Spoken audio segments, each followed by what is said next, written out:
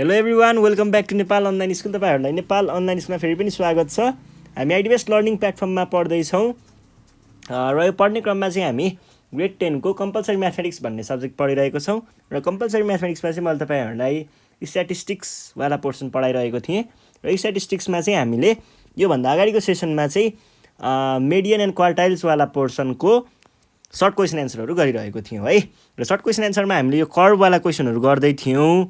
यो सकेको छैन है, आज पनि यही कन्टिन्यू गर्छौँ है हामी। ल म क्वेसन लेख्छु, तपाईँहरू क्वेसन कपी गर्नु होला अनि हामी सँगसँगै सल्भ गर्ने है त। क्वेसन कपी गर्नुपर्दा क्वेसनले के भनिरहेको छ भन्दा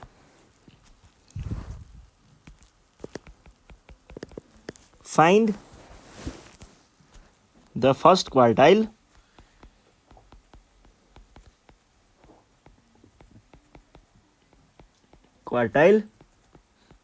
from the given graph. Given ग्राफबाट चाहिँ हामीलाई फर्स्ट क्वार्टाइल पत्ता लगाउनु पर्ने अरे। ल अब हामीले यहाँ ग्राफ चाहिँ बनाइहालौँ कि यो ग्राफमा के छ भन्ने कुराहरू पनि हेर्नुहोस् है त। चाहिँ 2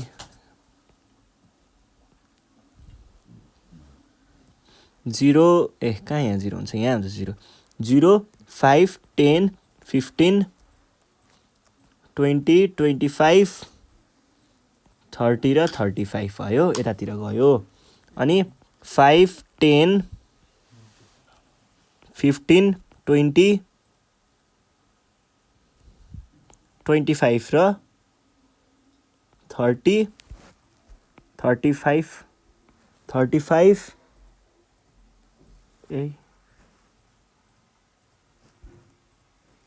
यो 35 सम्म ठिकै हो, यो चाहिँ यस्तो रहेनछ त। 10 20 30 40 50 60 70 चाहिँ पुग्यो, 80। ल यतिमै पनि काम चल्छ। यही गरेँ मैले, एउटा पोइन्ट, दुईवटा पोइन्ट, तिनवटा पोइन्ट, 4 5 6 यतिवटा पोइन्ट छ। सबै पोइन्टहरू यसरी जोडिएको छ है, यसरी जोडिएको छ। अनि हामीलाई के भन्छ भन्दाखेरि एज अफ बोइज भनेर यता गयो र number of boys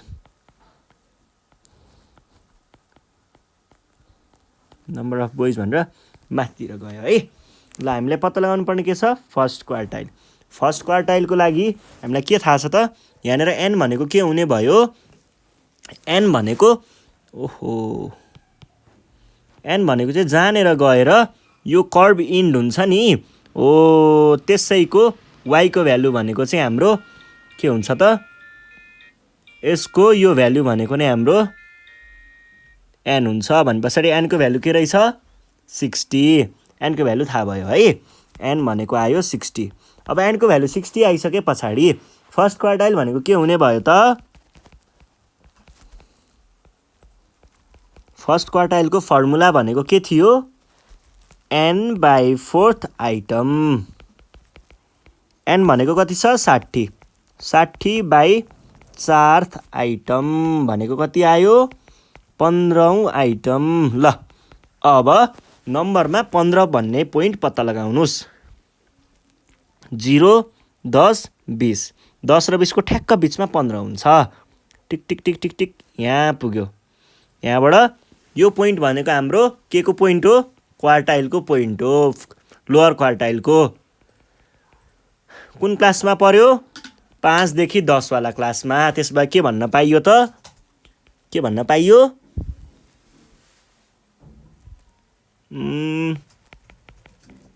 first quartile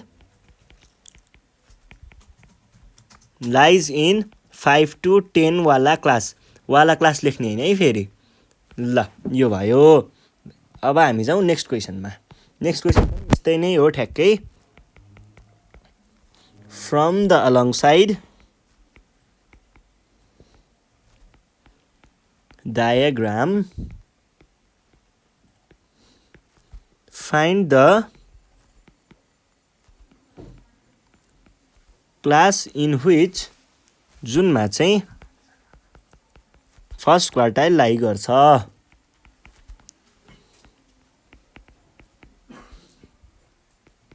ठ्याक्कै ऐकै कुरा हो, केही पनि तलमाथि छैन है। ल ग्राफ भन्छ, ग्राफ दिएको छ हामीलाई, त्यही ग्राफलाई चाहिँ हामीले मिलाउनु पर्ने मात्रै हो है।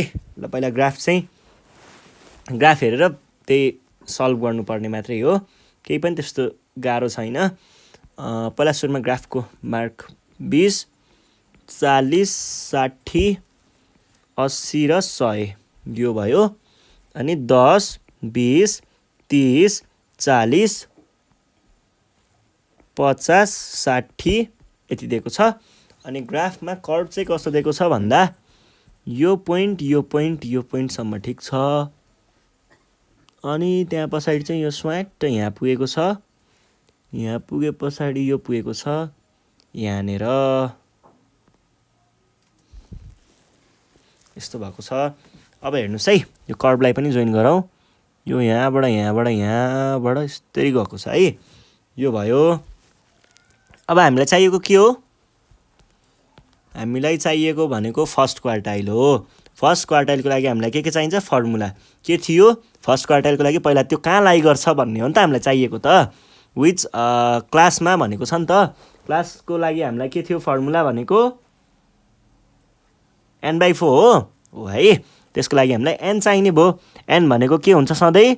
जुन पोइन्टमा यो कर्भ गएर इन्ड हुन्छ त्यसको y वाला भ्यालु, y एक्सिसको भ्यालु भनेको कति आयो? 50। n = 50। Then Q1 lies in n/4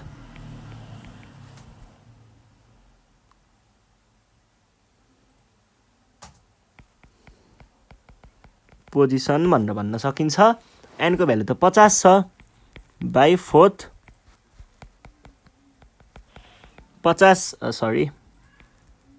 50/4 भनेको चाहिँ फेरि कति होला त? 50/4 भनेको 12.5 हो है, 12.5 हो 50/4 भनेको। अब 12.5 भइसके पछाडि 12.5 भन्ने हजुरहरूले केमा खोज्नु पर्यो? y एक्सिस अथवा नम्बरवाला भागमा।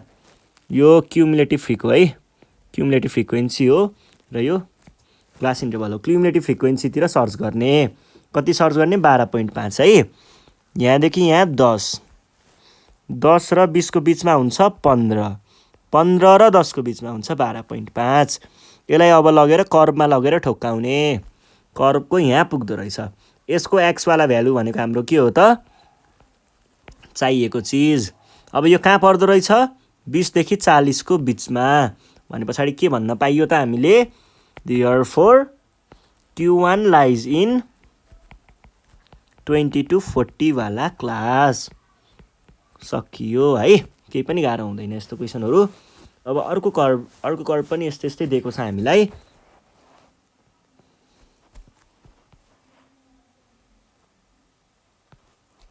From the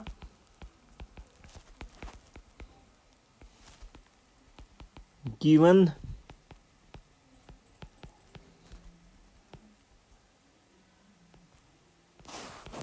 cumulative frequency curve,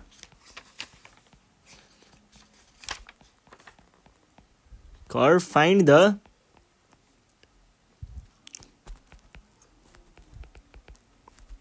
first quartile, class, median class and third quartile class।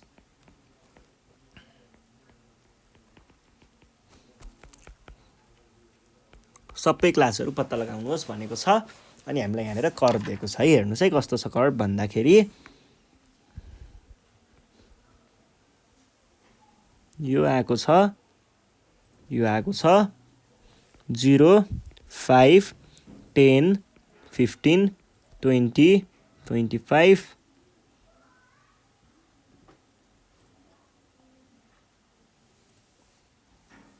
25 पछाडि 30 गएको छ। अनि माथिपट्टि चाहिँ कसरी गएको छ भन्दाखेरि 0 4 8 12 16 20 24 र 28 सम्म पुगेको छ है। र यो भयो। अनि हामीलाई कर्व चाहिँ कसरी दिएको छ भन्दा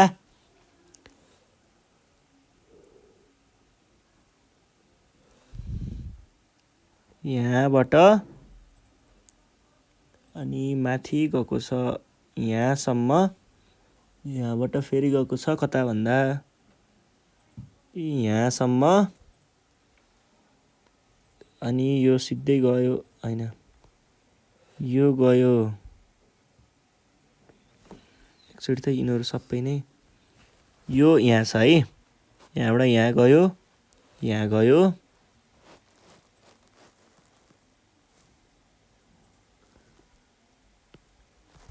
यहाँ पछाडि सिधै गयो, यहाँ पुग्यो,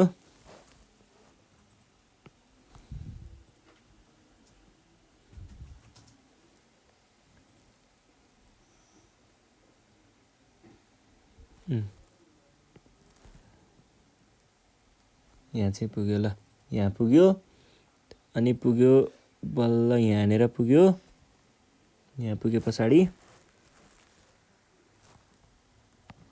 यहाँ पुग्यो, अनि लास्टमा पुगेको छ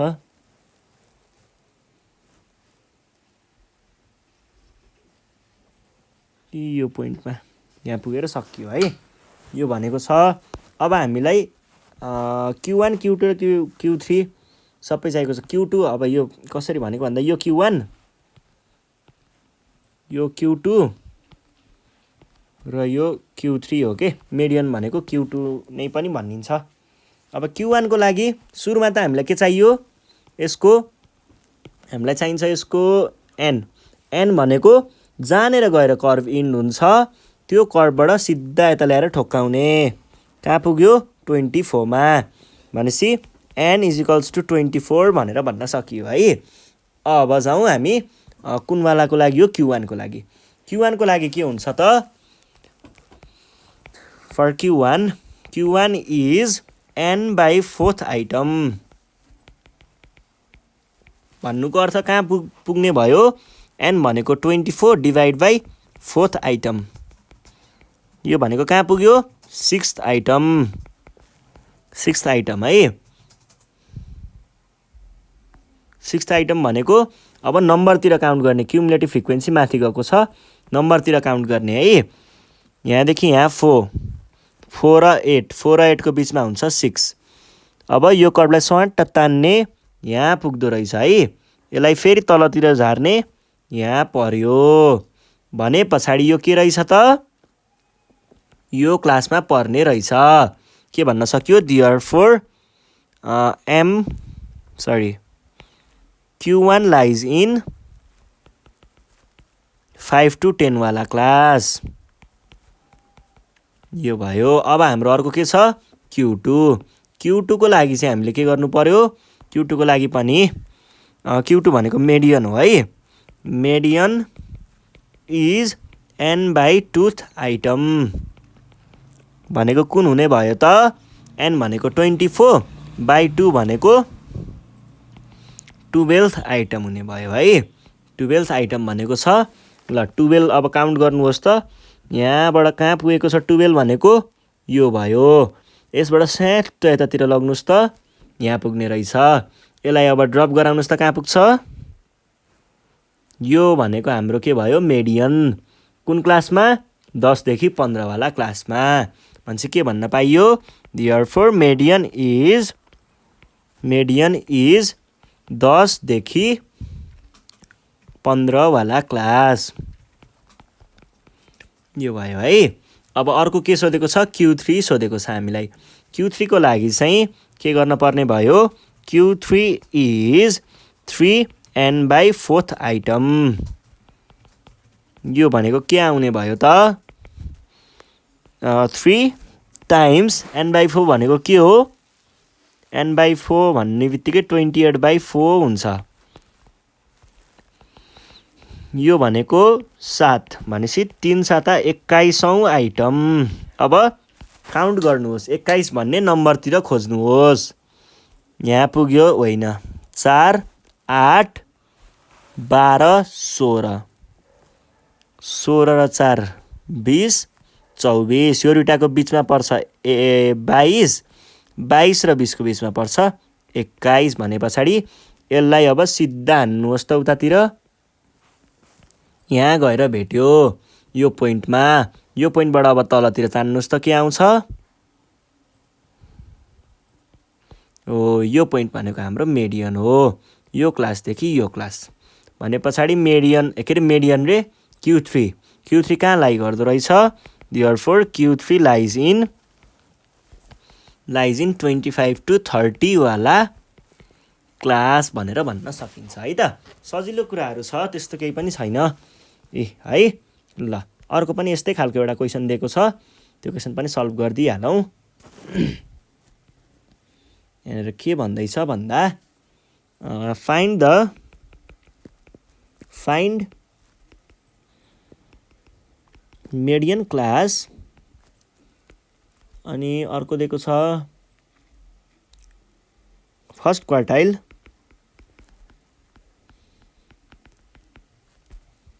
अनि थर्ड क्वार्टाइल क्लास है, class from the given cumulative frequency curve भनेको छ। अनि हामीलाई यहाँनिर एउटा ग्राफ दिएको छ, हेर्नुहोस् है ग्राफ कस्तो छ। यो गएको छ, यो गएको छ है दुईतिर। अनि ग्राफमा चाहिँ के भनेको छ भन्दा यो पोइन्टलाई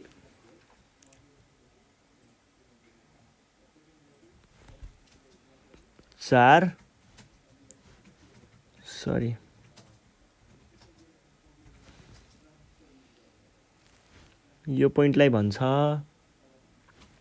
8 16 24 32 40 48 यति गएको छ। अनि यहाँ चाहिँ कति गइरहेको छ, 8 12 15 18 22 24 र 28 गएको छ है।